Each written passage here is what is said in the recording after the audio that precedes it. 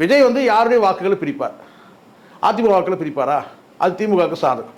திமுக வாக்குகளை பிரிப்பார், அதிமுக சாதகம். இப்படி தான் வந்து பார்க்கப்படுதே தவிர யாரும் சொல்ல முடியல. அப்போ இந்த இடத்துல என்ன, தொங்கு சட்டமன்றம் வரலாம், யாருக்கும் மெஜாரிட்டி கிடைக்காத ஒரு சூழல் வரலாம், அல்லது ஒரே ஒரு எம்எல்ஏ இருந்தால் கூட ஆட்சி அமைக்கலான்ற அந்த நிலை வரும்போது அங்கே வந்து இந்த கட்சிகள் இன்னைக்கு வாங்க சொல்கிறாருங்க இல்லையா, அழுது கொண்டே நான் வந்து சிரிக்கிறேன் அப்படின்லாம் சொன்னார் இல்லையா வைகோவுடைய அந்த எம்எல்ஏக்கள் கூட, அவங்க கட்சியை சார்ந்த எம்எல்ஏக்கள் கூட ஒரு வேளை வந்து அந்த அந்த இடத்துக்கு வரலாம். அதனால தான் சில நேரங்களில் வந்து ஏன் வந்து இவங்க சின்னத்துக்கு கெடுபிடி பண்ணாங்க, அதாவது எங்களுடைய நாங்கள் கொடுக்குற எங்களுடைய உதயசூரியன் சின்னத்தை தான் போட்டிடணும் சொல்கிறது ஏன் சொல்கிறாங்க, ஏன் வந்து இரட்டை இலை சின்னத்தில் தான் போட்டிடணும் ஏன் சொல்கிறாங்கன்னா இதுதான் காரணம்.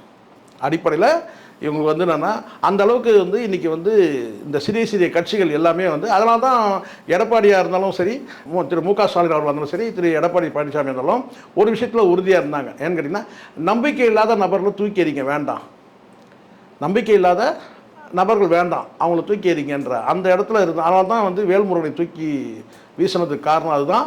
அதே மாதிரி வந்து இந்த சைடில் வந்து பார்த்திங்கன்னா வந்து கிருஷ்ணசாமியை தூக்கி வீசுறது தான் இதுதான்.